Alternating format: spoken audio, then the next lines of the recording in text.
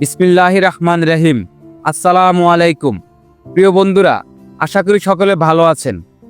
আজ আমরা কথা বলবো রোজার বিধান ও ঈদুল ফিতরের ইতিহাস এবং রমজানের 30 দিনের গুরুত্বপূর্ণ আমল সম্পর্কে। রোজা ও ঈদুল ফিতরের বিধান কবে থেকে চালু হয়েছে, চলুন আমরা এই বিষয়ে পরিপূর্ণভাবে কোরআন ও হাদিসের আলোকে জেনে আসি। রোজার বিধান। রোজা ও ঈদুল ফিতরের বিধান ইসলামে হিজরি 2য় সালে 624 খ্রিস্টাব্দে চালু হয়। রমজান মাসে রোজা মুসলমানদের জন্য ফরজ করা হয় হিজরি 2য় সালে। এটি কোরআনের সূরা আল বাকারায় 2 নম্বর পৃষ্ঠায় 183 নম্বর আয়াতে উল্লেখিত।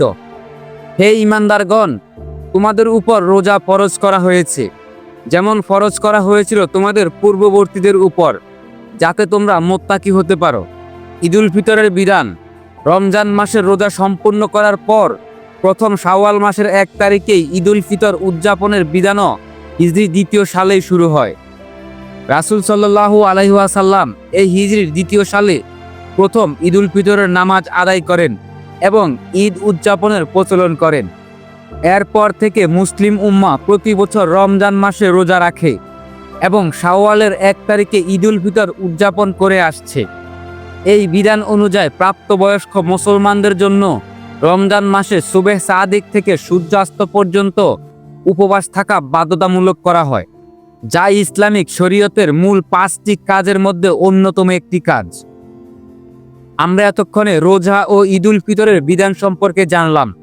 এখন চলুন রমজানের 30 দিনের গুরুত্বপূর্ণ আমল সম্পর্কে জেনে নেই। রমজানের আমল প্রতি 10 দিন 10 দিন অনুযায়ী। প্রথম 10 দিন রহমতের দিন, 1 থেকে 10 রমজান পর্যন্ত। রমজানের প্রথম 10 দিন হলো রহমতের সময়। এই 10 দিনে আল্লাহ তাআলা তার বান্দাদের উপরে অগণিত রহমত বর্ষণ করেন। আমরা যদি এই 10 দিন রহমত পেতে চাই, তাহলে আমাদের কি করণীয়, চলুন জেনে আসি। 1. বেশি বেশি কোরআন তেলাওয়াত করা। 2. 5 ওয়াক্ত নামাজের পাশাপাশি তাহাজ্জুদ, ইশরাক ও চাশতের নামাজ পড়া। 3. আল্লাহর রহমতের জন্য বেশি বেশি এই দোয়া পাঠ করা। উচ্চারণ: রাব্বিগফির ওয়ারহাম ওয়া আনতা খায়রুর রাহিমিন। অর্থ: হে আমার প্রভু, আমাকে ক্ষমা করুন এবং আমার উপরে রহম করুন, আপনি তো সর্বশ্রেষ্ঠ রহমকারী। সূরা মুমিনুন আয়াত 118। 4. পরিবারের সাথে ইফতার করা ও আত্মীয় স্বজনকে দাওয়াত দেওয়া। দ্বিতীয় 10 দিন মাগফিরাতের দিন, 11 থেকে 20 রমজান পর্যন্ত। রমজানের দ্বিতীয় 10 দিন হলো মাগফিরাতের সময়। এই সময় আল্লাহ তার বান্দাদের মাফ করেন। আল্লাহর দরবারে মাফ পেতে হলে বেশি বেশি এই আমলগুলো করার চেষ্টা করুন। 1. বেশি বেশি তওবা ইস্তেগফার করা। আস্তাগফিরুল্লাহ রাব্বি মিন কুল্লি জামবি ওয়া আতুবু ইলাইহি, লা হাওলা ওয়ালা কুওয়াতা ইল্লা বিল্লাহিল আলিউল আযীম। 2. দান সদকা বৃদ্ধি করা। 3. লাইলাতুল কদরের প্রস্তুতি নেওয়া। 4. হাদিস পড়া ও নবীজির সুন্নত মেনে চলা। শেষ 10 দিন নাজাতের দিন, 21 থেকে 30 রমজান পর্যন্ত। রমজানের শেষ 10 দিন জাহান্নাম থেকে মুক্তির সময়। আর এই 10 দিনের ভেতরেই রয়েছে এক মহা গুরুত্বপূর্ণ রাত, লাইলাতুল কদরের রাত।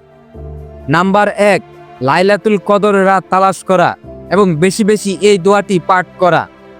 আল্লাহুম্মা ইন্নাকা আফুন তুহিব্বুল আফওয়া ফাফু আন্নি। অর্থ: হে আল্লাহ, নিশ্চয় তুমি ক্ষমাশীল, তুমি ক্ষমা করতে ভালোবাসো, তাই আমাকে ক্ষমা করে দাও।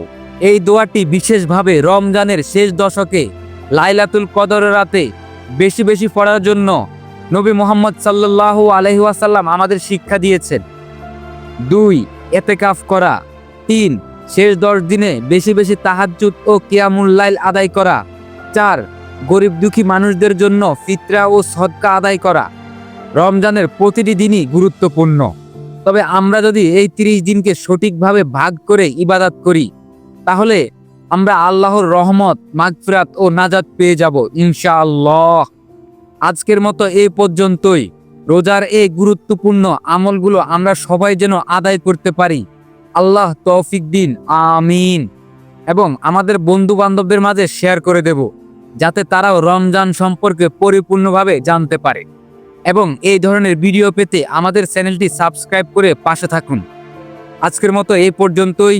ভালো থাকবেন, সুস্থ থাকবেন। দেখা হবে পরবর্তী কোনো এক ভিডিওতে। আসসালামু আলাইকুম।